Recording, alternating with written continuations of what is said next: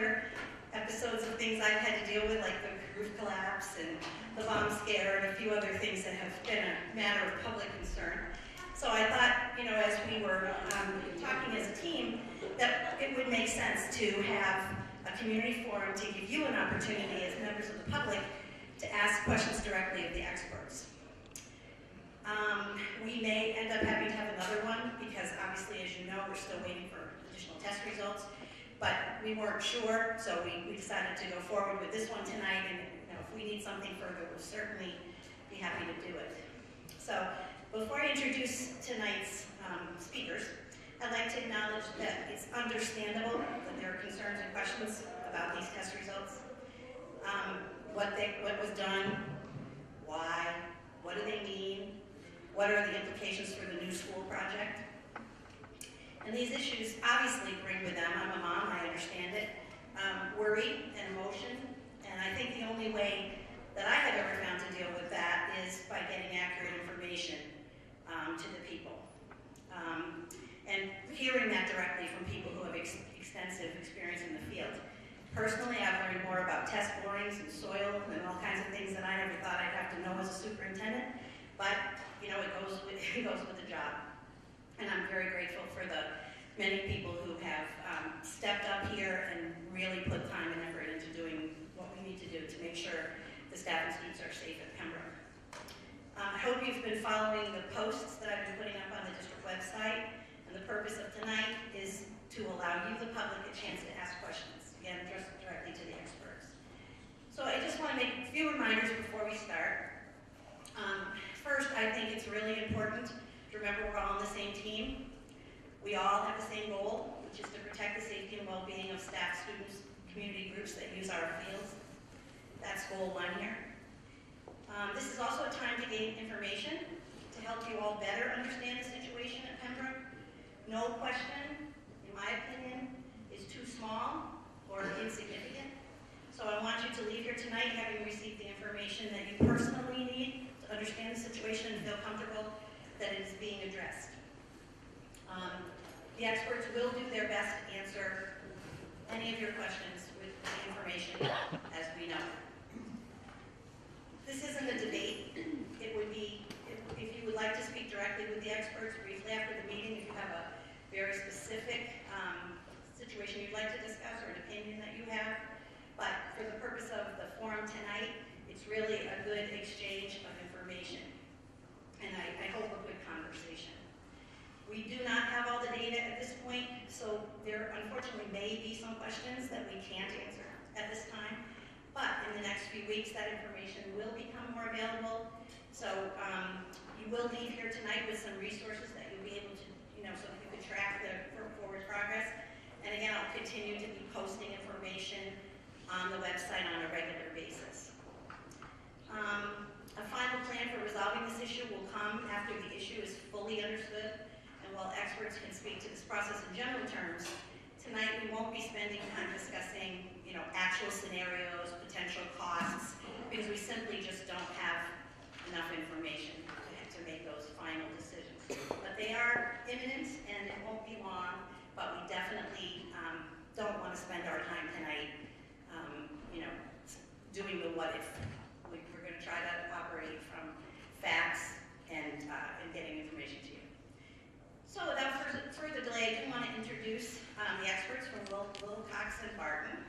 These are the folks who will answer specific questions about the results, what they mean, risks involved, etc. So where's Russ? Russ, come on up. This is Russ Barton. He's a principal. He's a geologist, I've learned, with many years of experience. Cindy Fuller, she's the risk assessor. So her job is really to look at all of the information and plug it into formulas and then determine levels of risk. So she'll talk a little bit about the risk part. Amy Roth, who is a licensed site professional working directly with DEP. And then Tony Andronico, very licensed site professional also.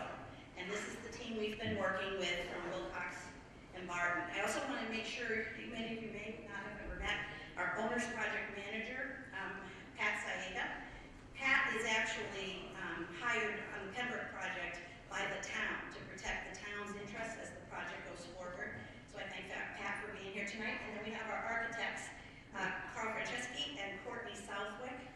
are also here. They could probably answer questions if there are any about the job going forward. I think that you'd be comfortable doing that. And then there are other members from town boards here, which is great to see, and Senator Tarr is somewhere here. Right here in front of us, which we have Senator Tarr, but I think that's really great. Thank you so much, Bruce, for making the time to come. And is Donna Tanner here? Because I thought Dr. Tanner may come in as the evening goes on. So without further ado, I think that what we'll do is we'll have, who's going to start? Russ? Russ is going to start. We'll have people give some explanations, fill in some gaps. I have some questions that I've been, funneled through me, which I will make sure get asked if your questions don't cover them. But the majority of this time will be your question and answers with us, and we do have some portable microphones. So a few of us may be running around. We do want to make sure everybody hears everybody else's questions. I do want to thank Charlie from GCTV, who's here taping tonight's forum, and obviously people who can't come here tonight will have the opportunity to view it on their leisure. Okay, so I'll turn it over to Russ. Thanks very much. Good evening. I do see some familiar faces, but I thought that I would talk a little bit about where we started with this whole process. So I have got a chronology of events prepared so that we can go through where we started and where we are, and talk a little bit about some of the things that we're still waiting to have come in, and then we'll have an opportunity to, if it's appropriate, transition to Cindy, who can go through her slideshow, but we can see where we stand after that. So things started back when Wilcox Environment was retained to do a Phase 1 environmental site assessment. As part of that Phase 1 environmental site assessment, we identified 3 recognized environmental conditions. Those 3 items were the underground storage tank, the transformer, and the floor drain septic system leach field. As part of that Phase 2, or as part of that, we developed a subsurface investigation program that was going to evaluate those recognized environmental conditions. In October of this year, we implemented a subsurface investigation program which included the advancement of 4 soil borings in and around the septic and the leach field areas, and we collected 2 shallow soil samples from around the transformer. That was October 15th. On October 23rd, we received some data indicating that there was arsenic, cadmium, and total chromium at concentrations above the applicable standards in the soil samples. At that point in time, we requested that the shallow soil samples from around the transformer be activated for the additional analysis of arsenic, cadmium, and chromium. On or about October 25th, we received the results back from the laboratory from around the transformer, which indicated that the concentrations in shallow soil were above the potential imminent hazard thresholds. We closed the fields and we notified the DEP. On October 28th, we collected 31 additional soil samples, shallow soil samples from the fields and the parking lot area, and we began the process of laying down the wood chips, putting up the fence, and protecting the areas that were exposed, the dirt areas that were exposed. On or about October 31st, we had the additional data come in from the fields. We completed our imminent hazard evaluation and a preliminary significant risk evaluation. We determined that there was no imminent hazard for the students or the staff, no significant risk for the students, but there was a possible risk to the staff after 20 years. On or about November 4th, we met with the teachers in the school and the Board of Selectmen, and we presented those findings. November 7th, we prepared some draft health and safety plans and soil groundwater management plans to assist in the overall execution of the construction project.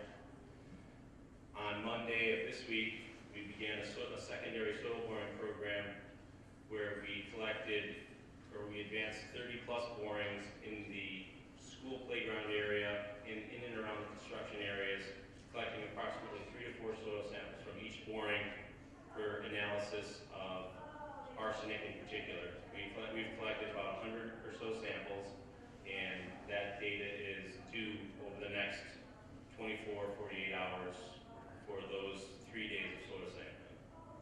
On Tuesday, the 12th, we implemented our wipe sample program inside the school, where we collected 20 wipe samples from these, and I have the analysis or the breakdown of the samples.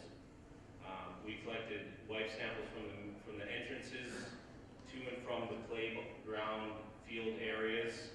We collected wipe samples from 2 classrooms along the playground side of the school, including window ledges, floor samples, desk samples, and a sample from the intake portion of the ventilation system inside each room. Each room has its own ventilation system, so we selected 2 rooms on the playground side and sampled the dust on the intake of the ventilation systems. We also went into the cafeteria, where we collected 2 additional surface samples from the eating areas.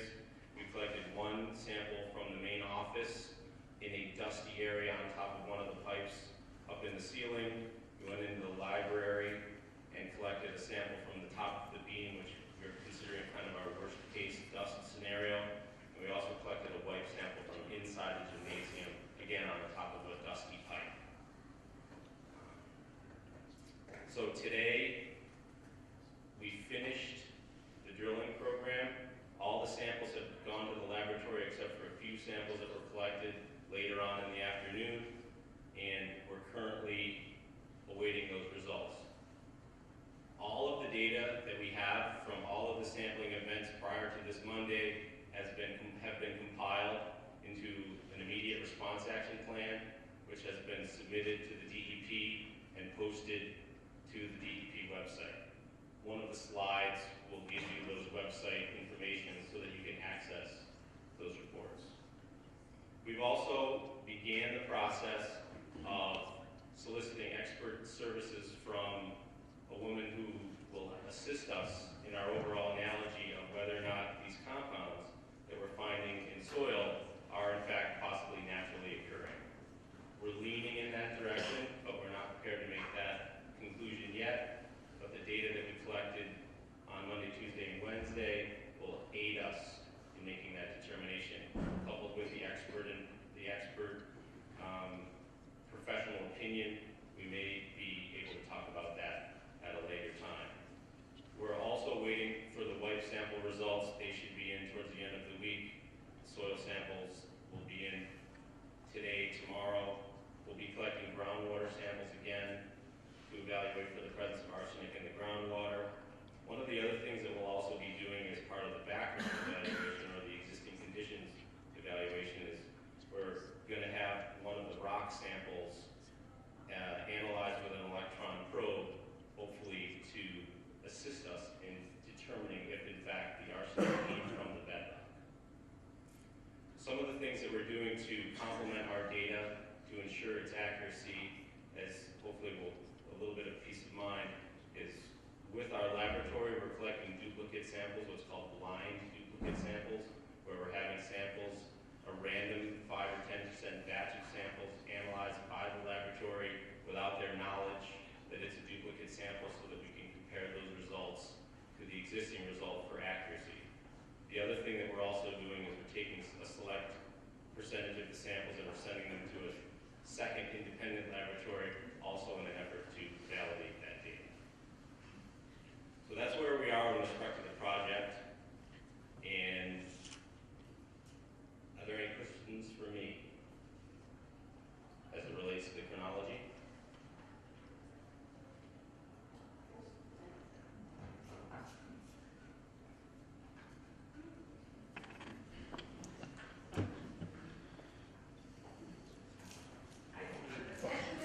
Yes, I am. I'm the moderator for me. I can't stand these things. Oh, believe me, they can hear me before. Anyways, I'm curious, you're talking about all this chronological stuff. I'm curious, the school was also rebuilt, somebody correct me, what was the time frame back in the 70s? Was any samples taken at that time to be able to compare it to way back then to now? To see what's occurring, or, some sort of time frame? No? No, I do not believe so. The Serious? sampling, as I mentioned at the outset, the sampling was done as part of the request of the financial package, because because there's lending involved. So the information that was collected was done as a request of that. Normally, there's no guarantees that soil sampling will always be performed. And bear in mind, it just happened to be that the soil sampling that we did as part of the phase 1 revealed these concentrations unexpectedly. We didn't anticipate that these concentrations were going to be present when we started our investigation. Yes, Richard Paganelli, 21 Pond Street. I just want to expand that a little bit. Now, this particular school has been under development now for 5 years, 4 years? The new school. No. Oh, you mean we started the process? Yeah, the process started, okay. Now, isn't it reasonable when you're looking to build something big, the first thing you kind of do is to look at where you're going to build it? Was anything done early in the game on this? In terms of looking at the soil? Yeah, looking at the site. There was not, and had there been no recognized environmental conditions identified as part of the phase 1, there still would not have been any soil sampling performed traditionally. Why not? Well, the building of the school in and itself would not constitute a requirement for soil sampling. Well, what triggered it? What triggered the getting involved? Originally, when we had done the phase 1 environmental site assessment, we identified 3 recognized environmental conditions. Yes, Right. Those 3 items were the catalyst for preparation of a phase 2 scope of work, which included the soil boring and the groundwater sampling as part of that evaluation. And when we got the data back from the initial phase 2 investigation, the soil sampling that was performed around the leach field and the septic tank in particular, the concentrations were elevated enough that we activated the samples from around the transformer, which are in the top 12 inches, which pushed us in the direction of evaluating the ball fields. I see. I'm still a little bit confused of why something this large didn't do more testing in the very beginning. I can't seem to grasp. You know, I see you say you did phase 1 and then phase 1 triggered phase 2, but I mean, the scope of this job, $40 million. I mean, it seems to me that more extensive testing should have occurred.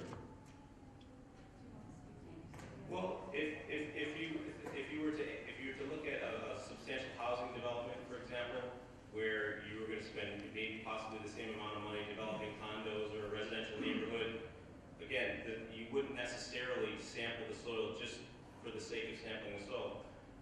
You wouldn't necessarily know what to look for. Exactly. It's not a routine procedure. There's something that drives it. And in this case, what drove it were those 3 recognized environmental conditions.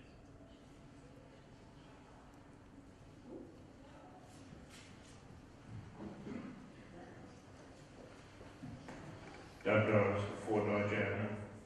I have a question on the timeline. Phase 1 sampling was performed when? Well, the phase 1 environmental site assessment is just a paper exercise. You go and you look for things that may represent an environmental liability. There's no testing, there's no sampling. You're visiting public records. You're looking for things that may force you to ask the question, is there possible environmental liability? That was done in December of 2011, and the phase 2 was implemented in October of 2013. So your phase 1 was determining the transformer, the leaching field, and the septic tank? They identified those, yes, right. There's no stipulation that says after you do a phase 1, you have to do a phase 2. Well, I guess I was asking when the first holes were dug. The first holes were drilled in October, on October 15th. Of this year? This year, yes. I thought there was something, because I'd been at a selectmen's meeting, I thought there was something about 180 days after, I thought it was December of 2011. It wasn't required. It wasn't required. The phase 2 was not required.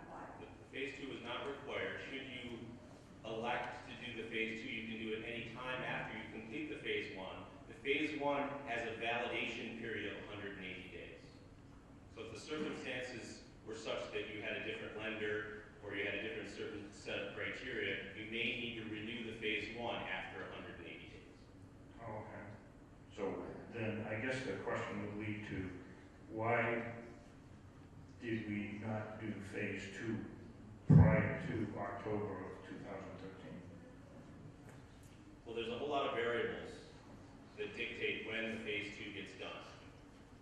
So I don't know that I can specifically answer that question, but there's lots of variations on why you do a phase two and when you do a phase two.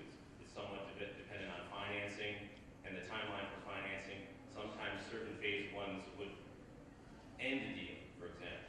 If there's too many items that are identified during a phase one, you may not do the project, and therefore you may not do the phase twos.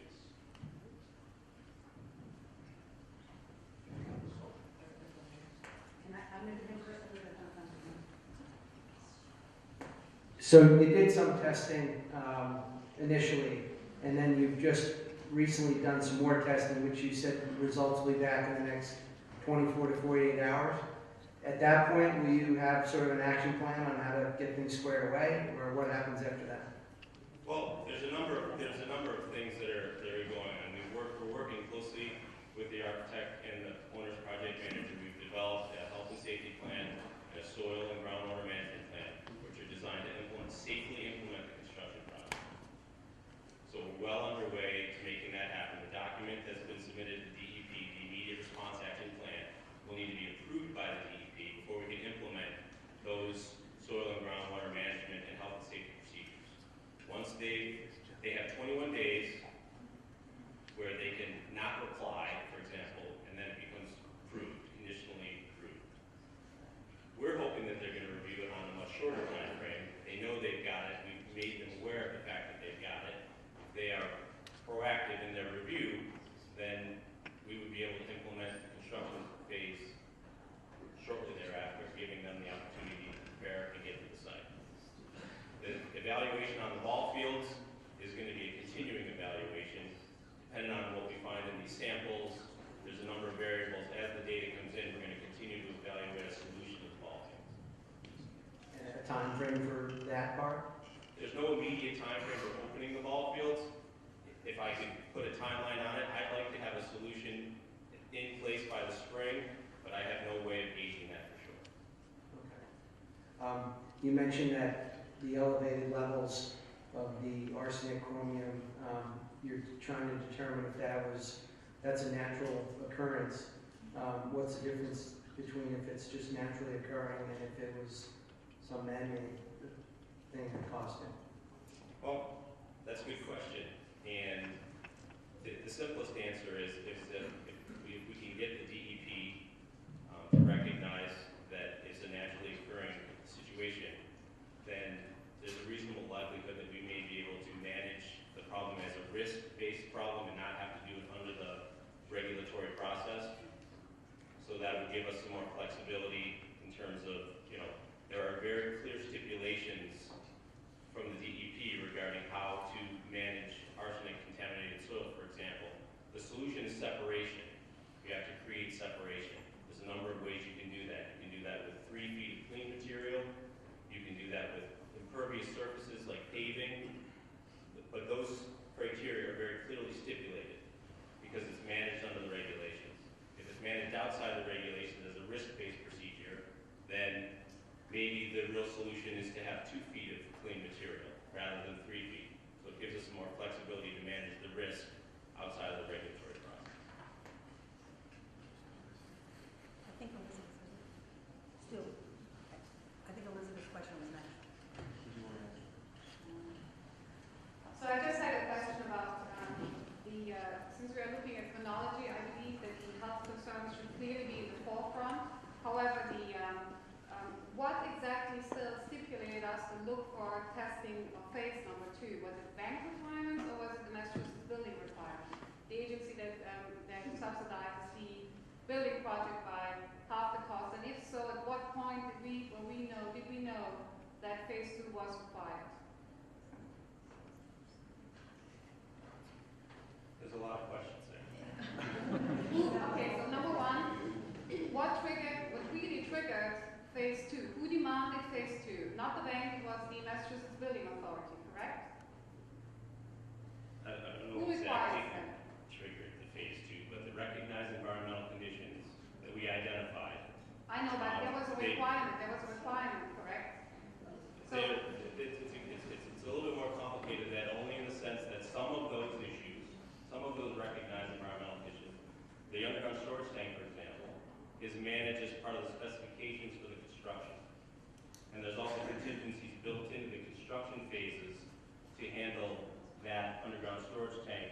in the event that there was an environmental release. So some of them were designed to be managed during the construction phases, and that was built into the project. The leach field and the floor drain system, I believe, were identified as something that we wanted to try to evaluate sooner, and so that was somewhat of a catalyst. Right, so, I'm very sorry. I totally understand, I was at the select meeting as well. What I really would like to understand with a very simple answer is who required by law or by contract that phase 2 had to be taken, had to be done. It was not a bank requirement, apparently, I understand. It was a Massachusetts Building Authority, so the 50% we get for our building process. And if so, at what point in time was that required? I still don't understand. Phase 1 did not lead to phase 2. What exactly led to phase 2 after finding higher samples? There was a requirement that the phase 2 was done, is that correct? Okay. This is my understanding from all the people I've talked about this. Phase 1 did not require phase 2. So when you keep saying it's required, it is not required. We need to stop talking about it's not required. When the architects were putting together the information for have it be a LEED project, which is what do you call it? To have it be a green school, there was something they had to check off there that said, was there a phase 2 done? That triggered them. They felt they had dealt with the potential environmental conditions as part of the plans that they had put together to deal with, when the construction was done, they were going to deal with issues around the underground storage tank, if there were any, around the transformer, if there were any, okay? But obviously this metal thing came out of nowhere. No one, as Russ said, no one expected it. So it was not required. It was part of our requirement to be a LEED school, that a phase 2, if a phase 1 was done and recognized environmental conditions were identified, was a phase 2 done. That's, the architect said, we are trying to get points to save the town money, because obviously for green school, part of your reimbursement is affected by that. So yes, we want to be a LEED school and we want to do some green things. So that triggered the phase 2 being done when it was done. Is that correct? Okay, next. Oh, right there. Oh, my name is Joe Flynn, I'm 173 Mall Street. Actually, I've got kind of a three-part question. The first part, could you kind of define a shallow sample? Is it scratching the surface? Is it 6 inches deep? Is it 12 inches deep? My second question is just to clarify, what is the exact extent of the contamination? Is it 180 degrees, 360 degrees around the school? Is it all the playground? Is it all the areas that the kids are in now? And my very last part of this question is, what guarantee, looking ahead in the future, that when we knock the school down, the school is coming down, what is the contamination underneath the school? Is that a definite possibility that there is contamination under the school? Whereas this could have been a fill problem at one particular point, it could have been who knows. Is that something that somebody's looking into? Is that something we should be looking into now? So the first question, the definition of a shallow soil sample is from 0 to 12 inches. 0 to 12 inches. Isn't working. Okay. 0 to 12 inches for that shallow surface soil. The sample's composited in a stainless steel bowl, and it's packed in a sample jar. The next, I remember the school question. Underneath the school, the extent. Okay. The extent. We don't know the extent. We've got 31 shallow soil samples from the playground area that we know those concentrations. We've collected an additional 100 samples from 30 different borings across the site at large, the playground and the construction areas. And those samples are collected from the 0 to borehole termination, which ranged from as shallow as 4 feet to as deep as 12 and a half feet, thereabouts. So we'll have a vertical profile of that soil and its relative concentrations for arsenic. So we'll be able to do that evaluation a little bit more. Do I expect it to be under the school? So far, I'm kind of expecting it to be just about everywhere across the site. Like I said, I'm leaning towards that natural occurring scenario, so I would expect to find it underneath the school. So and you may recall, the solution to this problem is separation. So the goal is to create separation between the arsenic contaminated soil, impacted soil, and the surface, the clean surface, whether it's 3 feet of clean material on a ball field or whether it's pavement. So creating that separation so that you don't have contact is ultimately the solution. Just one follow-up question. The depth, measure that depth, it's only a surface scratch between so and so. Does that somehow help you determine how this was caused? Is it if it's a natural occurrence or if it's a man-made occurrence? If you go 6 feet down, there's nothing, and you only have the first 3 feet that's contaminated. Is that somehow a way of determining what's going on? In the final. Sure. And actually, one thing that maybe I didn't make clear is when we did the initial subsurface investigation back in October, we collected soil samples from around the septic tank and in the leach field. Those samples were collected from 2 to 4 intervals, 2 to 5 foot intervals, and in some cases 10 to 12 foot intervals. So those concentrations, for those samples, arsenic is present in those samples. We already know that in those areas, the arsenic is deeper. So the 2 to 4 foot interval that we collected from around the septic tank was at a level that suggested that we need to look at the top 12 inches, which is why the transformer samples got activated, which is why we sampled 31 samples from the ball fields.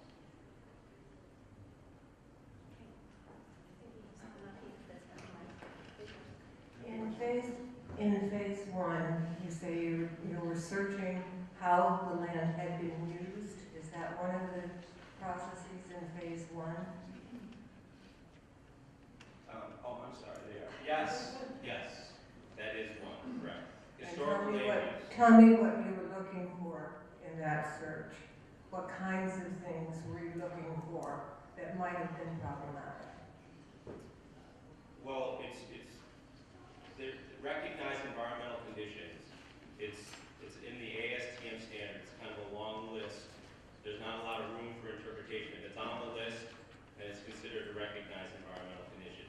Otherwise, it becomes very subjective. So we might review aerials from back as early as, I think the earliest one we have is 1966, was the oldest aerial map that we had that showed this property at large as largely wooded south of the existing school and sparsely wooded north of the existing school. Some of the sites in different areas have the old insurance maps, which sometimes you see underground storage tanks and historical things that show up on these maps that might suggest that you need to look for an underground storage tank. Sometimes there's something in the deed. The deed isn't always reviewed, but sometimes there's a sensitive neighbor that may pop up on a list that would suggest that the neighbor may have something that could impact the site that you're looking at. So it's kind of a historical dig to see if there's something that triggers an additional look, which may be identified on this list of recognized environmental conditions. And nothing showed up in that original search that made you suspicious. For instance, an orchard. I understand that an orchard cannot be a polluter. Yeah, there's a lot of history with regards to orchards, and up until, I believe in Massachusetts, I learned this today, up until about 1950, they were using arsenic in the pesticides. So after 1950, something changed where DDT came along. That's what it was. Much better.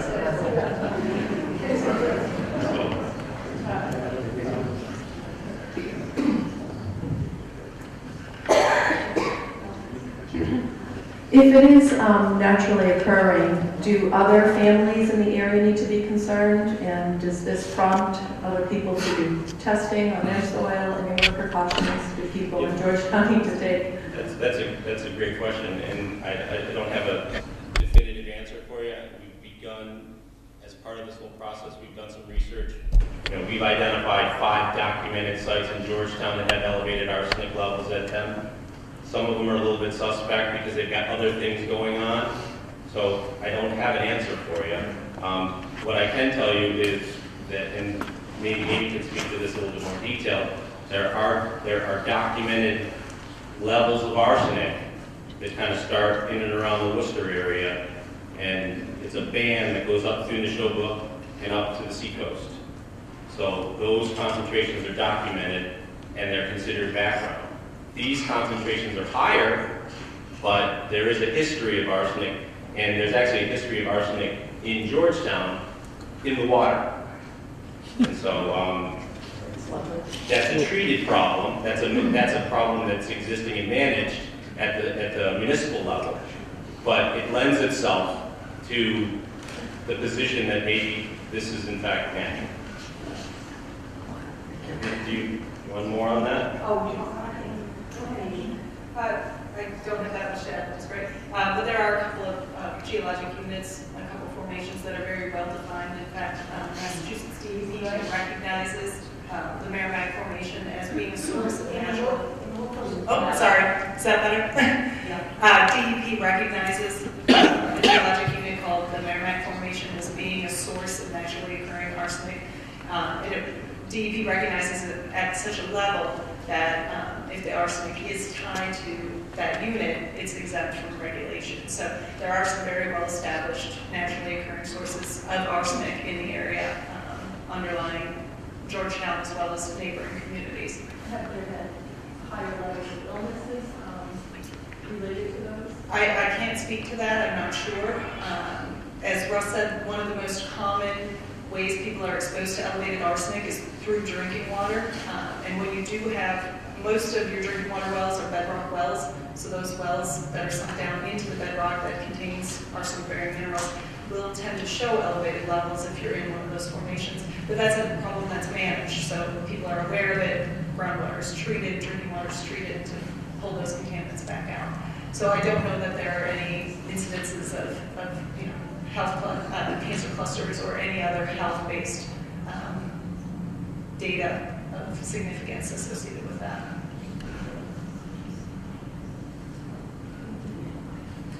In the samples that you took in the shallow and the deep, what were the concentrations of each? Was one higher, one lower?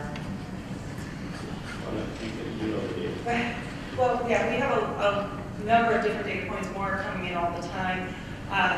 Our initial data set, the highest concentrations were deeper, if that answers your question. And as we get more data in, that may change. We might see that flip-flop around, but that was one of the things that originally led us to believe that this might be naturally occurring, because when you have history, like an orchard, like an industrial site, you tend to see higher concentrations at the surface, either from the direct application to the surface or from smokestacks settle out, things like that. So you'll tend to see higher concentrations at the top, dropping as you go down. In this case, where we saw higher concentrations at depth initially, that's right away that's a trigger to think about whether there's a natural source. And at the selectmen meeting last week, at that point, you did not hear back from the DEP. Have you heard back from them at all to confirm that you received the report? I have been in contact with the DEP. I did get in touch with them the following morning, Tuesday morning. So I've spoken with 2 individuals at DEP. I was hoping to have them here with us tonight. That did not end up being possible, but yes, we're talking with DEP constantly. They do have our report, and I will check in with them again in the morning. So I'm oh, you have the mic. Okay, go for it. And I will not sing. Tendendo again. This may have already been asked in previous meetings. I don't know. I came in a little late anyways. But I keep hearing about the history. My history in Georgetown goes back 20 years. What was there prior to 20 years ago? Going back to 50 years. Was there an apple orchard there? Nobody's actually said that. How did the town attain the land? The only reason why I ask is because through the years, this is one thing I learned from my wife being a treasure collector in Middleton. They would get contaminated like Russian nuts in Middleton, and all of a sudden, somebody's trying to donate the land to the town for something on the back door thing. And the towns would always forget, either don't take this land for tax title, or you gotta do your due diligence and dig holes in the ground and find out what's there before you start taking the land out by the town. How did the town get this land? Who actually owned it? What was actually there? Was it trees? Or was it an apple orchard? I haven't really heard that said prior to the previous school being built. I don't think, we can't speak to, or I can't speak to how the town did some obtained. digging, so I'm sure he went into deeds and titles and... Well, so the stipulation for the phase one is readily available information. And that's very important. So the readily available information really kind of took us back to about 1966. So Gary Fowler. So there have been some speculation among some of the older residents. A fellow was talking about playing golf out there, had like 4 holes or something like that. So there was a farm story, there's also the orchard story. So there's a couple different recollections of maybe what had been back there, but in terms of documenting, it has to be based on readily available information. So hearsay isn't really allowed to go into the documents. So we started on or about 1966. I guess Joe Knapp from the Historical Society has done some digging and does have some pictures of a golf type of club, but it was also at the same time pasture land. I guess that's how they played golf in those days. So I believe he told me that was back into the 1800s. So there are some people doing some digging to find out what was there. Don't they feed cattle, arsenic, and livestock and all that stuff also? Wouldn't that be part of the issue? I'm just curious. Is anybody looking at that? We're definitely going to evaluate all possible sources, but again, with sources like that, man-made sources or cattle feeding or orchard application, you do tend to see those high concentrations right at the surface dropping off as you go. So if we were seeing things that clearly said to us, this was an industrial site, this was, it looks like orchard application, we'd probably be more aggressively pursuing that. We will definitely evaluate the source of this, but right now, the data are pointing us much more toward that natural source than an industrial or man-made source, if that makes sense. So I think we have one question here, and then what we should do is listen to Cindy go through her part, and then we'll continue to do the question and answer. Excuse me. I think I want to hear what Cindy has to say as well, because I think you made a statement about there being no significant risk. And then I also heard a statement that the solution was encapsulation. So I want to know, is there no significant risk on the site at hand where a kid's sort of playing for quite some time? And, how are we going to address the encapsulation? So maybe next week. Okay, great. So Amy, Cindy has got a slideshow presentation, and I'm going to push the button. She's going to talk, and it's not a simple process, believe it or not. It's actually relatively complicated to try to take hundreds of data points and plug it into a formula. So I'll leave that with you. I tend to speak quite loudly, but for some reason you can't hear me, just say it. What I want to talk about is the regulatory aspect of what I do and how it plays into this site. I'm a risk assessor, which, as I explained to my daughter, means I do math on chemistry. Sounds interesting. But when we did the initial sampling and found that some of those surface soil samples around the transformer were above a concentration that the Massachusetts Contingency Plan, or the MCP, that's the regulation, the environmental regulation in Massachusetts, when the concentrations were detected above what's called an imminent hazard threshold, that's a number in the regulations that triggers you to do certain things. And he's trying to find that there. Oh, C Fuller 1237. Don't anyone use that. It's the same one for probably 20 years. Real secure. So I needed to take a look at this data to see if, in fact, the concentrations triggered this number in the regulations, but we can look at the site-specific, it's okay if it's not on there. We could do a calculation to see if the actual use of the site would trigger an imminent hazard. The number in the regulations is just that it's a number to make you look at it further. So I took a look at this. Now, an imminent hazard is one of 3 different kinds of risk assessments that are done under the Massachusetts Contingency Plan. And not to belabor you with the regulations, but I want you to understand what role an imminent hazard evaluation has and what the other risk assessments that will be done or may be done for this site will have. And hopefully that will answer your question about maybe you're hearing conflicting or different results in terms of the risk. The imminent hazard evaluation specifically is done to see if the risks are above what Massachusetts has decided is the maximum acceptable risk. It exceeds that risk over a short period of time, and that short period is usually 5 years. This is done to say whether or not you can proceed on the regulatory process of identifying the problem and coming up with a solution and implementing the solution. That can take 5 years. The imminent hazard evaluation will tell you whether or not you can wait that 5 years and the risk is going to be so significant that you have to do something right now. So it's addressing any risk that could exist while you're planning for the ultimate risk, or the ultimate remedy for the site. So we're looking at a short exposure period, at only the shallow 0 to 1 foot soil, and the actual uses of the site. We took a look at 3 different receptor groups, what we call the people who might be exposed. And so we looked at the students, assumed that they were in the school for 5 or 7 years, and those years may seem strange, but they tie into the regulations in terms of what's acceptable or not. We took a look at exposure of teachers or school workers for either 5 years or for 27 years, which is what is usually considered a worker lifetime. And we also took a look at kids that would be using the sports fields but might not necessarily be a student here. So we looked at a child from 5 to 11 and then another one from 12 to 18, if they were exposed. So these people were looked at in terms of their exposure to the soil on the site by touching it, so dermal contact with the soil, ingestion, usually that's from hand to mouth, they're getting the dirt in your mouth and swallowing it, and breathing it if the soil were kicked up into the air and they breathe in the particles. I used conservative, what we refer to as exposure factors that describe how much dirt a person eats or how much air a person breathes or how frequently they contact the ground. And followed Massachusetts guidance in doing this. These exposure assumptions are conservative, in other words, they're biased on the high side, so you're looking at someone who's got a fairly decent amount of exposure as opposed to other people who may only have occasional exposure. And in looking at that, there are numbers, I do math on chemistry, and the numbers came back to say there was no imminent hazard at the site for students, for school workers, or for people using the sports field. It didn't happen for the students.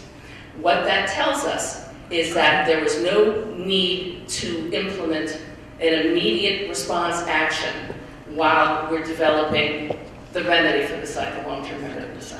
Well, as you know, we did implement some response because there's one thing to satisfy Massachusetts, DEP, and there's another to satisfy the community, and we didn't feel it was necessarily, even if we could say we didn't need to do something immediate like close a sports field, it made sense to limit any additional exposure when we knew that there was something out there. So we ended up taking these immediate response actions, if you will, to close the fields, to put the wood chips on the bare soil, to protect your children and the workers in the school, even though we could have said, no, the math says we don't need to. Math is nice, common sense approach to this is better. So we've taken that action, and that's why the sports fields are closed until we can get additional information, or until, for some reason, we feel that it's appropriate for them to go back on there. So when you hear that there's no imminent hazard, that's what it's referring to. No short-term risk while we are evaluating, or no short-term unacceptable risk while we're evaluating the final remedy for the site. Now, there's another kind of risk assessment that goes into the MC process for decision-making, and it doesn't have a specific name. I'm referring to it as a comprehensive risk assessment.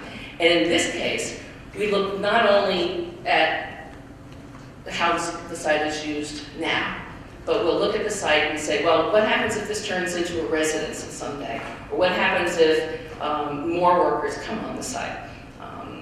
And what happens if, well, we know what's in the surface soil now, but what if somebody comes in with a backhoe and digs up the soil? We'll change the environmental conditions, bringing up some of that dirtier soil, if you will, the higher concentration of arsenic to the surface. In doing a comprehensive risk assessment, we look at what the risks could be under unrestricted uses, which is kind of what I just described, and from that, we determine what the ultimate remedy of the site is. Now, in some preliminary risk assessment, we did identify that long-term workers at the school, because they are there for such a period of time, could have what DEP refers to as a significant risk, and this is just a term for them to identify the benchmark above which some action needs to be taken. If you find a significant risk, you've got to do something more. If you don't find a significant risk, you don't have to do anything more. That's a simplification, but that's that line in the sand. So when we looked at long-term risks, we did find that there was a slight increase in the extra cancer risk over background for long-term workers. So that's what's motivating us to do some additional actions at the site. It's not something, and also I think to say if in fact we don't control access to the underlying soil, although we haven't run the numbers on that, given the concentrations of arsenic that we found down 4 to 6 feet so far, that if that soil were to come to the surface, there would definitely be a risk to other people on the site as well. So that tells us that we can't leave this site as under unrestricted uses, that we need to do something to cover it, to protect, to identify what areas of the site need some kind of protection, and to go ahead and do it. And that will be the ultimate comprehensive assessment that will come after we get all of the data. I'm trying to think if there's anything else I needed to say about that. So that puts it in some context for you. We don't believe that there's any, well, there isn't any imminent risk according to the regulations, and we don't think that these exposures are so extraordinary that people should necessarily be very concerned about it. The issue is the stuff is there, and we need to deal with it appropriately under the regulations, and the risk assessment is a tool that the agency uses to make those decisions. I'll take any questions on that.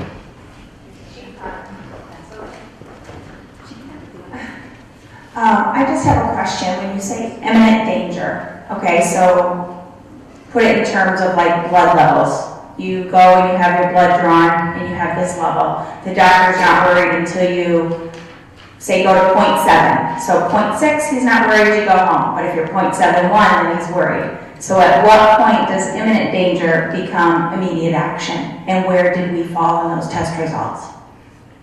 It's not put for arsenic in terms of blood level or anything like that. It has to do with what the math calculated is for the risk for the exposure. The person is exposed to a certain concentration at a certain rate for a certain duration.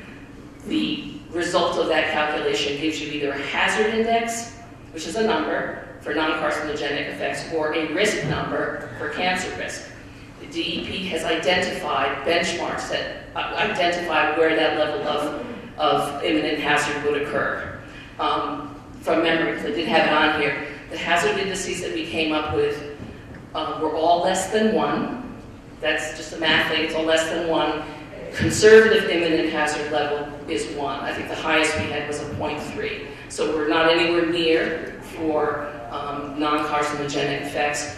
For the cancer risk, the imminent hazard level is time dependent. And I don't want to confuse you too much with this, but in general, we're about an order of magnitude below what the imminent hazard level would be. And again, it gets complicated because it's time dependent. The imminent hazard evaluation is part of the IRA plan, the immediate response action plan that's online with DEP. So you can download that and read that, and it explains it a little bit more than I can just do verbally here. Yeah, well, like I said, 0.3 is the highest to 1. And the 1 times 10 to the minus 5 seems to be the highest cancer risk against the benchmark of 1 times 10 to the minus 4. That's a risk of 1 in 100,000 versus a maximum allowable of 1 in 10,000. So it's complicated to talk. So I actually had the opportunity to download that report before I left work. And there's a statement in here, it says it's basically preliminary results for the risk assessment, which is fine, and I understand there's lots of other results out there that are forthcoming.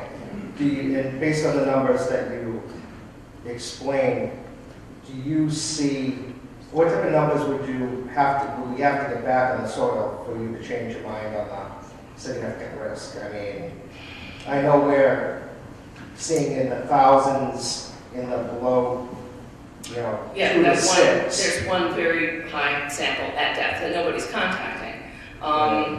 Well, when we're looking at significant risk in a comprehensive assessment, once again, it's talking about the potential that that soil may be brought to the surface. So based on that, I don't know. I'm not quite sure. I'd be hard pressed to find that we would find nothing else at deeper levels that would make that higher number go away, to be honest with you. I think those concentrations need to stay buried and covered. And I wouldn't be surprised that that's where we end up being. In terms of the surface soil, we were very close. The significant risk for the long-term workers is really just a hair over the maximum acceptable risk for long-term for workers. That could easily change with additional surface data. Right. And the exposure to students, that was quite low. Yes, it was, and that has to do with the period of time that the students are there for shorter than workers. It's counterintuitive. You would expect children to have a higher risk, but when it comes to like cancer risk, it's the length of time that really is the driver for what causes a significant risk. And workers at the school are there longer than kids that are just in elementary school. Right. Thank you. Can I ask a question, please? So of course. When was the 21E performed? The phase 2? The 21E, that's boring of the soil, getting samples? December 2011, that was the phase 1. And this knowledge is just... Oh, we already talked about that, sir. I'm sorry, I'm late. And what is the assessment of the... So the phase 1, which is the 21E that you're referring to, the phase 1 environmental site assessment was done in December of 2011. No data collected. The phase 2, which we talked about, the driving force behind that was the LEED application. That was implemented in October of 2013. And how many borings did that take? The initial phase 2 investigation, which was based on the recognized environmental conditions, we did 4 borings and we installed 1 monitoring well, including 2 shallow surface samples, which were collected around the transformer because we were evaluating for the presence of PCBs in soil, which are common around old transformers. And what is the relationship to this to groundwater? Groundwater in around the, you mean relative to depth or concentration? Correct. Depth? Depth. Groundwater in the vicinity of the leach field is down around 10 feet, which is topographically down probably 8 feet from the parking lot, thereabouts, so maybe 18 feet below the parking lot. So by encapsulating keeping the parking lot encapsulated in asphalt, it minimizes the whole thing. Absolutely. The solution is separation, and I think we're confident that based on our construction goals, that we're going to create that separation around the new school. Does this raise the cost? By how much? Oh, we don't We're know, evaluating that. we don't know that. We don't know that. That would be pure speculation on our part at this point. Right. We're not at the That's solution definitely stage. something that we're evaluating. So, Mr. Surface has A quick question on the numbers. I'm a numbers guy. How far over on the long-term exposure are we?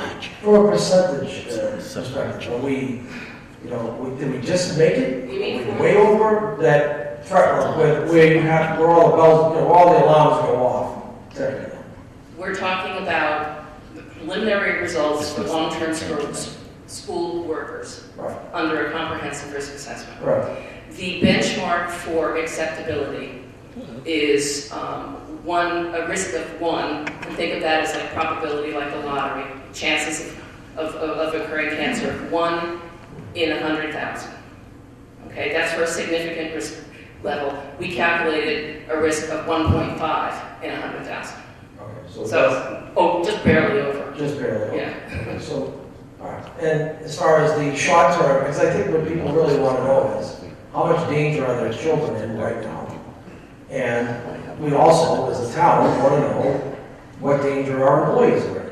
So what you tell me as far as the long-term perspective, based on preliminary results, under a risk assessment, overall global risk assessment, where the worst things could happen, is that we're just slightly over on the long-term side, and there's no immediate threat to the children at this point. That is correct, and both of those are based on the surface soil, assuming that the deep soil is not brought to the surface. Right, and where we're talking, where the kids themselves would be accessing, there's going to be no deep movement of earth or anything like that, because those are the fields, playgrounds, there's no need to go real deep to have those as a finished product based on the design that we have. There's no need to, but recognize unless you've got some kind of an institutional control, like an activity and use limitation, that this is what Massachusetts used to document and to fix an activity and use limitation. They'll put it in a deed. Well, I was talking about the deep stuff. We're not gonna have our kids go out there and dig 6-foot holes. No, I know, but if you don't have something in the deed preventing it from happening, if you don't have something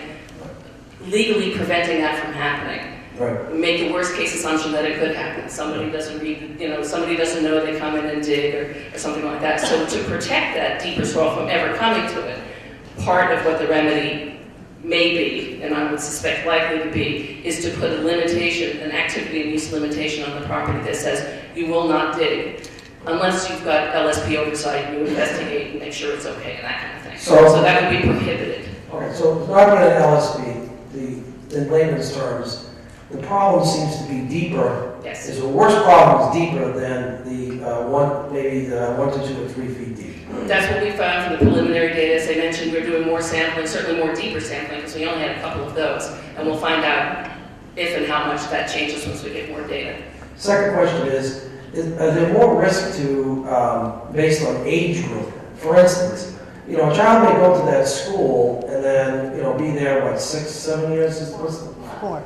4 years, okay. So I don't have children in the school, I don't know. So, all right, so it's a 4-year, but those children after that will do access those fields for a considerable amount of time until the point where they're in high school sports. Yes.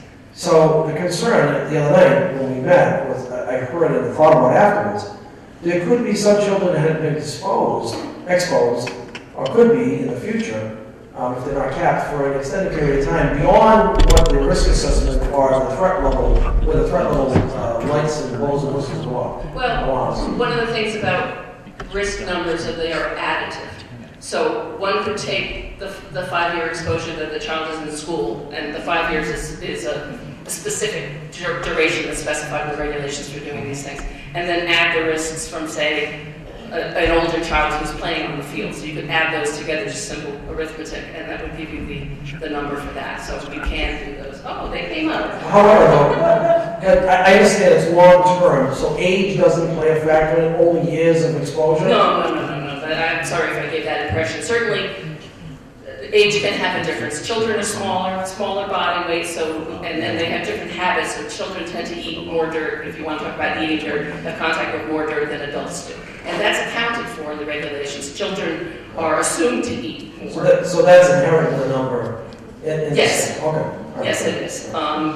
Obviously, adults are larger. They tend to breathe more air than smaller ones do. So there are a number of different factors that can change with age and with habit. And that's all included in the calculations. All the recommended default values that DEP considers to be appropriate for assessing those age groups, those were used. Okay. And one other question, I maybe backtracked a little bit, I was late. All right. And I still didn't get the answer on Monday night. Was this? The first test was done 2011, December. I don't want to beat this, but there's one thing I need answered, Carol. I need this answer. In your expert opinion, or best practices, in your best practices, when do you normally see when the phase 2 is done? In other words, what is the general best practice lapse time? Or does it matter? Is there a standard for that? No. It's based on the severity of the original test? There's lots of variables, that being one of them, yes. Right. Financing, terms of financing, different lenders. In this case, it was a lead application that needed to check off a box that said, did you identify those phases? Did you identify RECs? Yes. And have you assessed those RECs? We need to assess those RECs as part of the lead application. Okay. So that was the driver in this case. A lot of the times it's financing, purely money driven. I stand a little bit about money. Too many RECs, and then the deal dies. Right, I understand. So that's a good segue to the next question. Is the original test was good for 180 days. So explain that and what the limitations are to that, because you know, because we've done phase 2 a year and a half later, was the original, were the result, could there have been a change? And do we have to go back to original testing, or does phase 2 incorporate new testing that satisfies phase 1?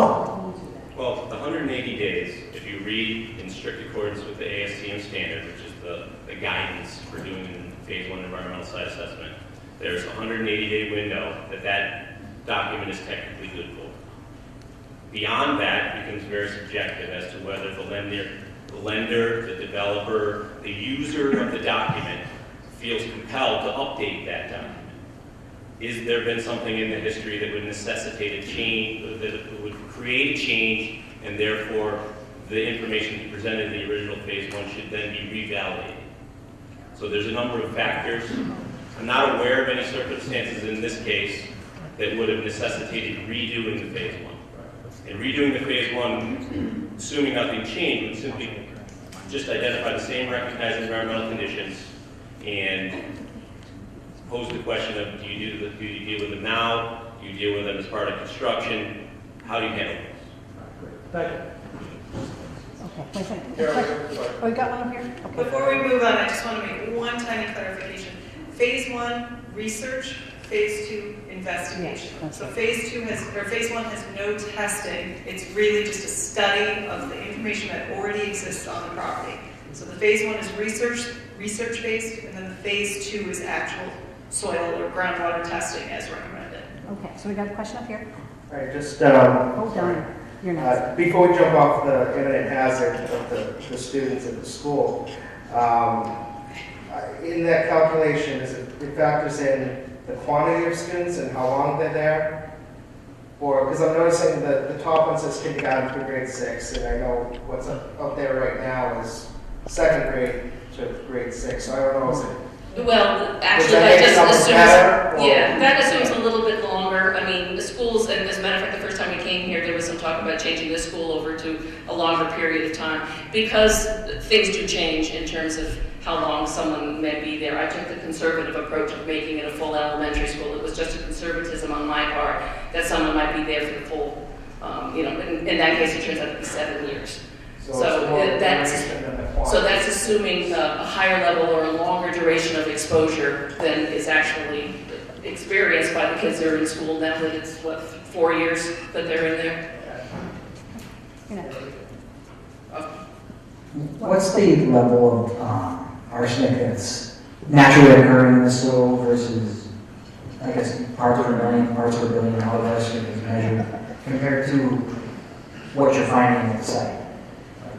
A reasonable range naturally occurring in the soil versus what we're finding at the site. You know, what DEP defines as naturally occurring is based on certain studies that they've done. I don't think that there's a number that's naturally occurring. DEP, and I'll let Amy jump in here in a minute, DEP uses the value of 20 to represent typical background or the statewide average background. But what is natural is going to depend on the underlying rock. We've seen higher than 20, certainly in the deeper soil. That doesn't mean that it's not naturally occurring. It just means that maybe that kind of level wouldn't have been reflected in the number that Mass chose as a background number. 20 what? Oh, I'm sorry. Milligrams per kilogram, also for soil known as parts per million. And what's our level? Yeah, the average in the surface soil is somewhere in the 50 milligram per kilogram range. I got 54. I'm trying to. When we did the assessment, I actually used an upper bound of that number as an exposure point concentration. So I used up in like 75, which was higher than the straight average that we found in the surface soil. And that's conventional with risk assessments. Use a more conservative number. And as far as like testing methodology, there's some methods and approaches that can cause results to vary. So I'm just wondering how statistically accurate is the results that you guys have done to date? Well, we do have to follow the what's referred to as the CAM protocol, which is Massachusetts. It's a compendium of analytical methods that specify methods for analysis and the number of surrogates that you need to use. I mean, it's an approved analytical method, and we also follow standard operating procedures for collection. So we're following industry standards, both in terms of the collection and the analysis. But as Russ pointed out earlier, we're also sending off to another lab and having our primary lab do blind duplicates to kind of get a feel for things like that, if there's variation or if there's things we're not seeing that are going on in the lab. That's a pretty compact way of feeling comfortable with your analysis. So is there a likelihood at this point that it could go back to a safe level based on testing and retesting? Is that likely, unlikely? If I understand your question right, are you trying to get to the issue of whether the error bars are big enough that these levels could actually be under the threshold? I'm just trying to understand as far as like a month from now, 6 months from now, could further testing be done and have it shift under that level? Or The short answer to that is no. Okay. We've got 31 pieces of surface data, or 33 pieces in hand. We've got 4 pieces of deep data. We are seeing elevated concentrations of arsenic throughout that data set, so it's not spotty, it's not here and there, where additional data are likely to pull the whole set underneath the standard. The data points don't go away once they're there, and they're real, so. I have a couple of questions, actually. The first one is... Right here. Okay, sorry. This is very loud. The first one is, have the parking lot areas where the children are now allowed to play been tested at all? I know there's a lot of dirt out there as well. I'm not sure. Actually, the answer is no, they haven't been tested. But part of the solution is separation. Pavement is considered an appropriate separation. They've got fencing up to keep the kids off the areas that are just grass. So there's fence up to keep them on the pavement, and then all the dirt that we identify, all the bare areas out there, have actually been covered with either hay or mulch at this point. I'm talking about like the area where we park our cars on the dirt. Are the children allowed to play over there? So I thought that they were playing in front of the school in the roundabout. Yeah. Right. So when we made the decision to have the kids go back out, what we did is we met with the consultants and we fenced off all of the areas. I think you're talking, Amanda, about the extra parking lot that we paid most recently, right? Right, so if you notice, there's a hill behind that, so we cordoned that off so the kids could not climb on the hill and be interacting with the dirt.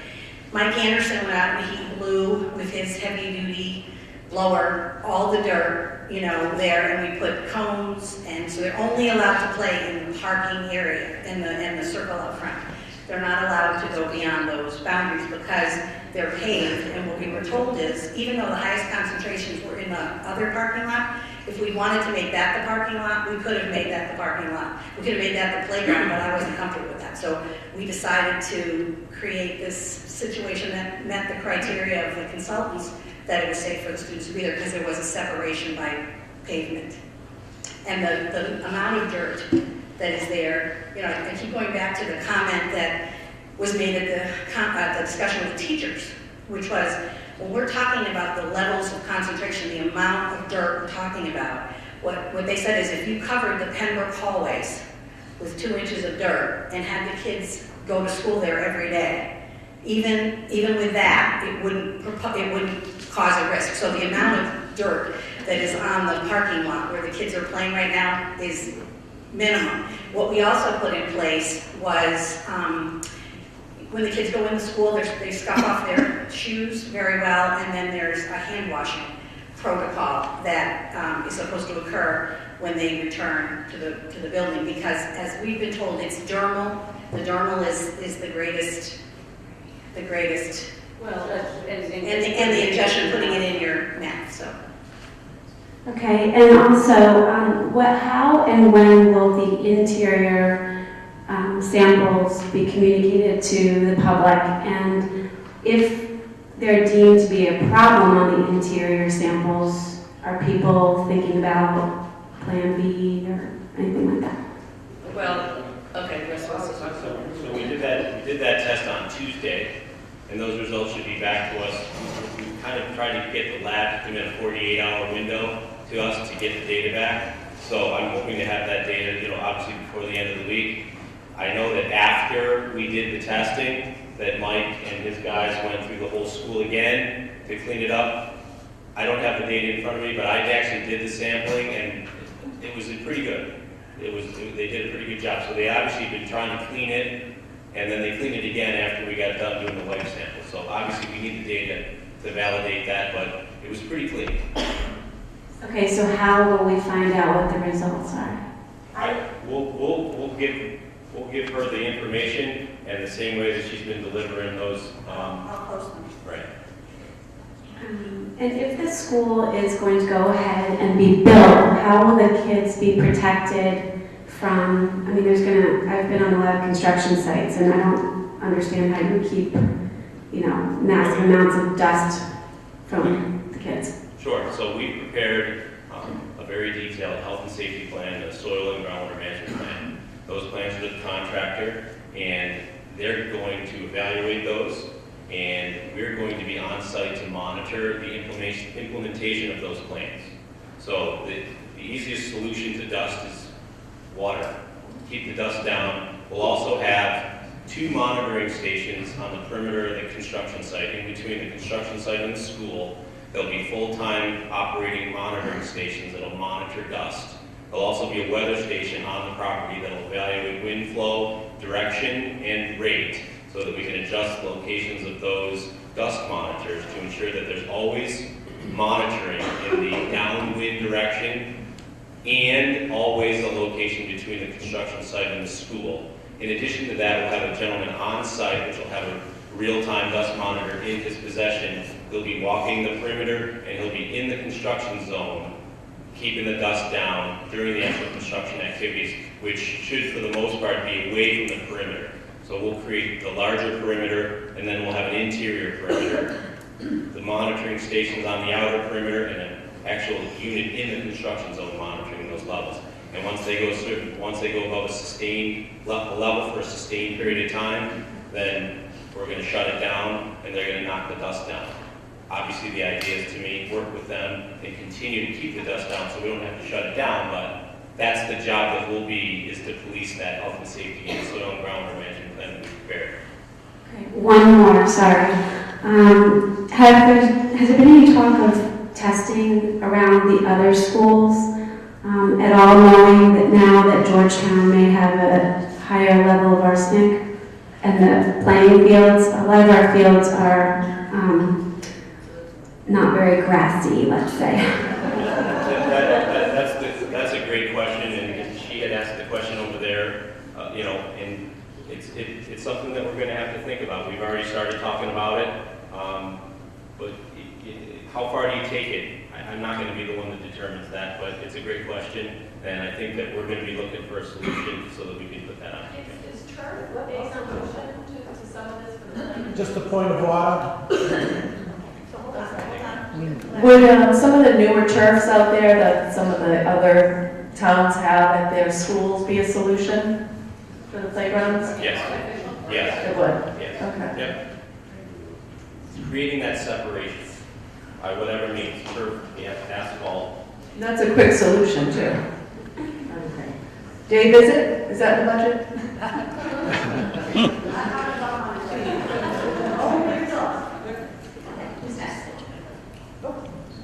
Okay, so is there anybody we haven't heard from yet, though?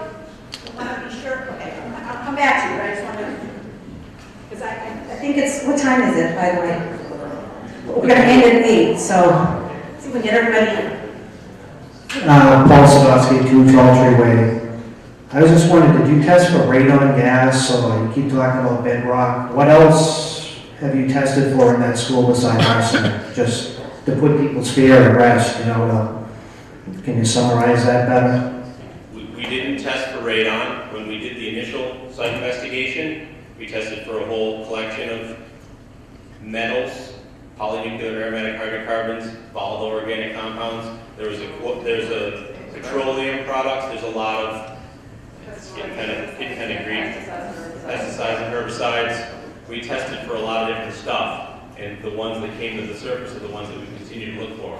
Chromium, which was originally, and cadmium and chromium, which were originally suspected to be present. We did some supplemental analysis, and those have kind of fallen out. We're still doing a spot of those, but the driver seems to be arsenic. So, wouldn't it make sense though to still test for radon or some other things like that? If it leads you in the direction of bedrock? You're not going to bedrock. In all the literature that I have read on this formation, then let's go with the premise at this point that this is naturally occurring. There's actually quite a lot of articles that do talk about this, although it's focused more on groundwater. In all those articles that I've read, not one time has any issue or concern been raised about radon. I'm not sure, maybe the geologists here would be able to talk about this, that this formation would necessarily have that, if that would be associated with this kind of a formation. But it hasn't been raised as a concern. I'm raising it, I mean. It's registered. So we're gonna go over here, and then we're gonna go over here. I just would like to review the actual levels of the arsenic that we found in the low as well as the deep soil. I think you mentioned 50 milligram per kilogram was the rough average for the low surface soil. Is that right? Somewhere in the 50s milligram per kilogram as an average for the soil samples we had at the time. Yes. And how about the deep surface? Surface only, yes. How about the deep surface? I did not do averages for that, but I think as someone mentioned before, we had over 2,000 in one of the deeper soil samples. And we only had 4, so I don't know how meaningful the average is at this point. When we get more of the deeper soil, we'll be able to get a better sense of what the average at deeper levels is. Okay. I came actually to the meeting tonight because I was under the impression after the selectmen meeting that tonight would be the night that you would be able to communicate the results of all the drilling. Was there a particular reason why that was delayed or just takes longer? It's not The data are available. We've submitted the IRA plan, and I'll put a website up here, which is the last slide, I think, that the IRA plan has got every single piece of data that we've collected up through this past Monday available for everybody to review. If I can get it to work, I have a site plan that you guys can look at with some numbers on it, and I'll work on that. But all of the information, all the data in its context is available in the IRA plan, and I'll put that right. It was previously mentioned. Yeah, that is just easily downloadable from the last DEP website.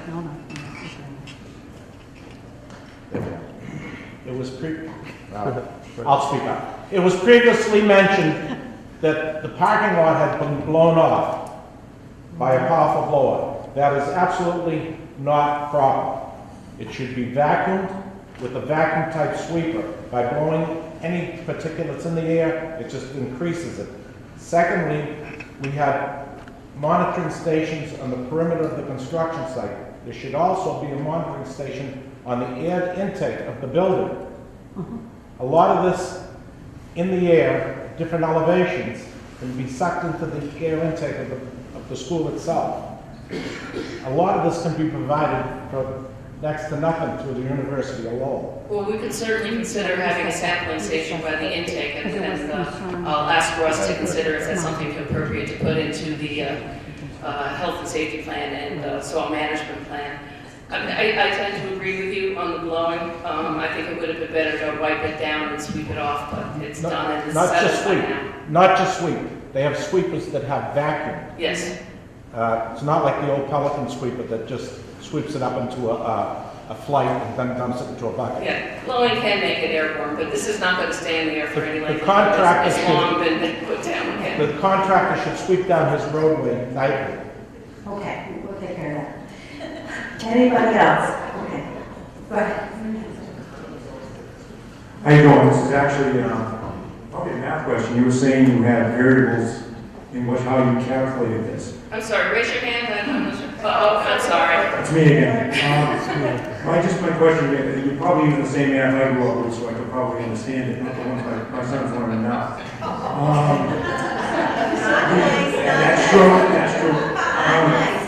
But the variable, you might have said this, so I apologize, but did you include the variable of indirect contact? Anybody who's dropped their kids off at Pembroke realize the first thing you agree with is, your backpacks and clothes and everything hits the ground, kids are running in the field, balls are hitting the ground, shoes are hitting the ground, dirt is being brought home with the kids indirectly. That indirectly can affect everyone. As we know in the past with asbestos and how that affected families and everything else.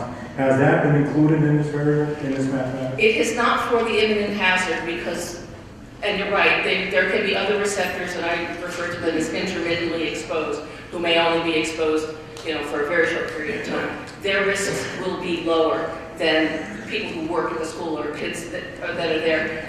The imminent hazard procedure allows you to consider the people that might be most highly exposed, because that's what the decisions are going to be made on. So the fact that we didn't fund an imminent hazard for the ones that are there for the longest period of time, we can infer that there's no imminent hazard for someone who's exposed to a lesser degree. Now, when we get to the comprehensive risk assessment, after we've got all the data and we're, at this point, I think pretty much just validating what we all feel is probably going to get done here, we will probably consider intermittently exposed people as well. Hi, 2 quick questions. I know it's been asked if we're going to test the other schools and that decision hasn't been made, but wouldn't it be very easy to go to a town-owned plot and just test it and decide this is a Georgetown thing, this isn't just a section thing? Yeah, your point is valid, the question is valid, and I think that's the decision the town officials need to make. And then, with this, are the contractors now going to want more insurance, knowing that they could be susceptible to working in these types of conditions? You know anything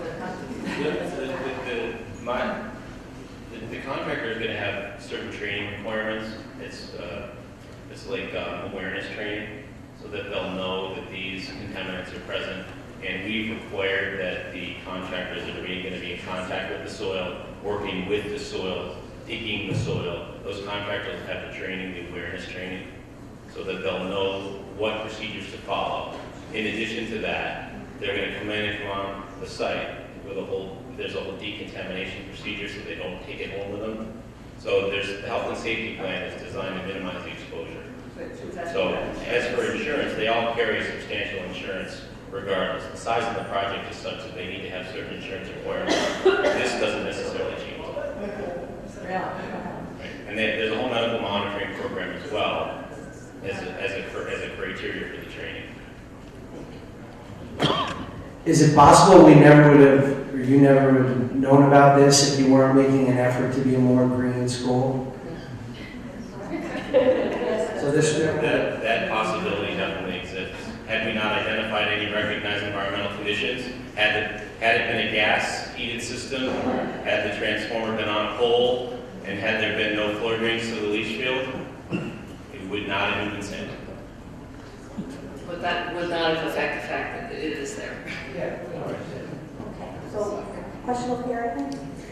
Just one last quick question on the arsenic itself. There's a difference between inorganic and organic particles. When you say there was 50 milligram to 1 kilogram, or deep soil even much more, 2 gram to 1 kilogram, what is the concentration of the inorganic arsenic in that, or how is that measured?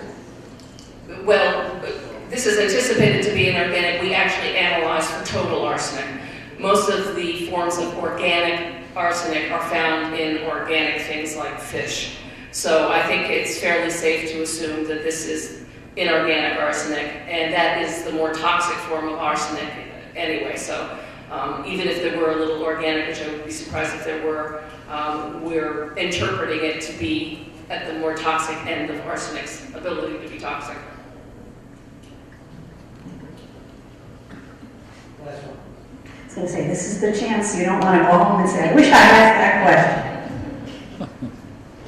So you mentioned earlier the ball field section. So I think you said that you're going to continue to sort of monitor and test that maybe up into and through the spring. Is that correct?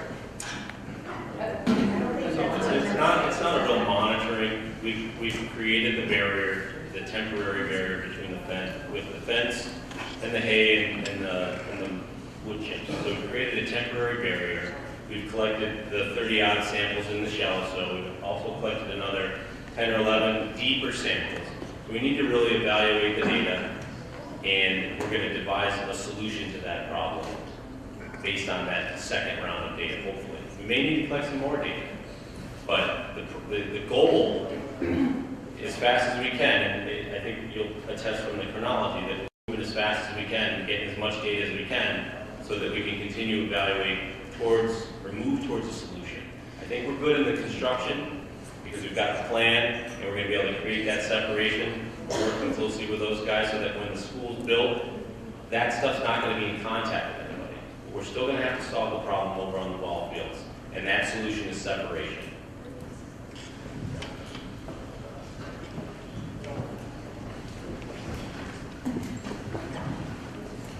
So I know that people keep asking this question and we say you can't really speak to it, but I feel like, if we do determine that it's a naturally occurring problem, we live here and we raise our kids here, so we would be concerned with the long-term exposure. If this were you guys, how concerned would you be if you lived in this community about getting your own soil tested and then having to worry about that whole thing? Because we're talking about, blowing the dirt away from the asphalt at our school. When our kids play outside in our yards every day, you're supposed to have your kids washing hands, there's lead outside in the dirt, etc.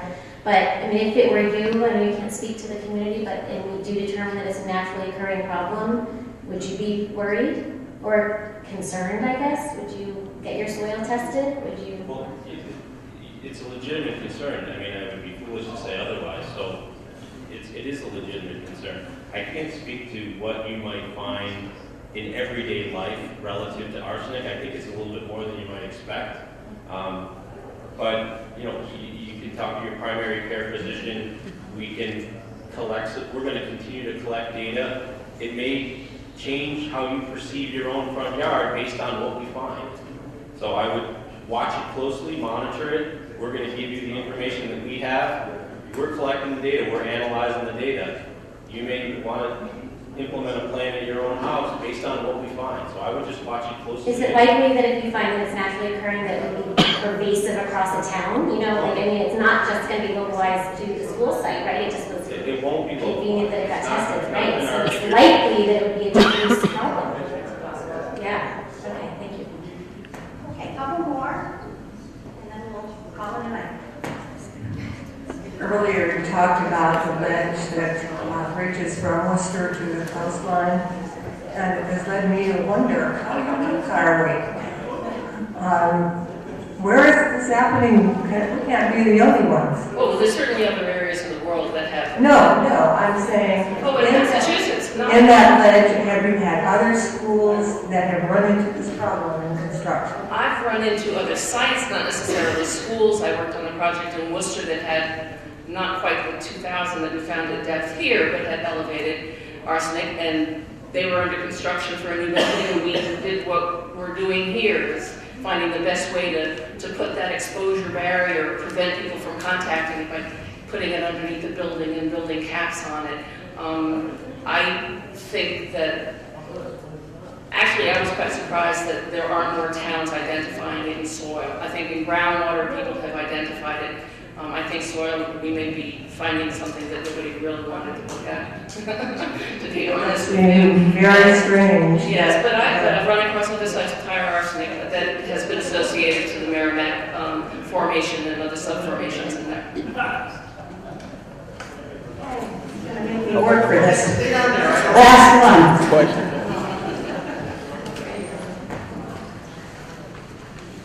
In your experience with all this, okay, I noticed Senator Tao was there and all that. Is there funds put aside in the state to help defray the cost of addressing this type of an issue so that the town does not have to incur the total cost? Because let's face it, it's going to be money. Chris, I can kind of answer. I just had a Yeah, conversation. maybe Mike can answer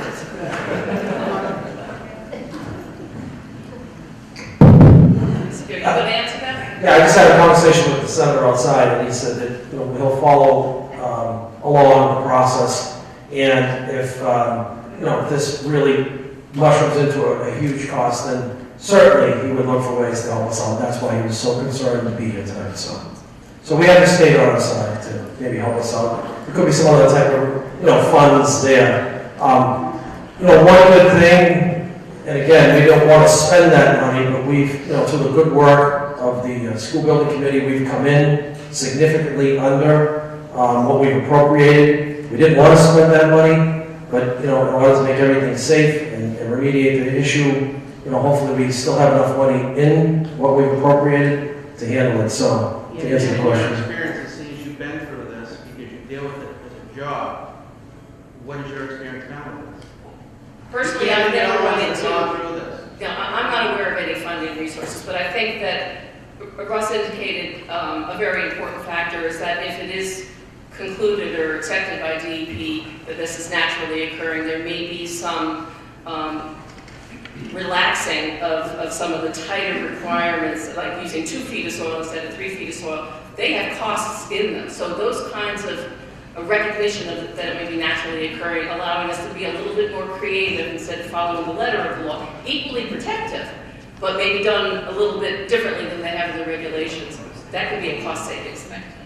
And again, I didn't want to speak for the senator. However, he is very well aware and is on our side to help us through with any available resources that the state could provide. But don't forget, we are getting a large chunk of money from the state already, for this project.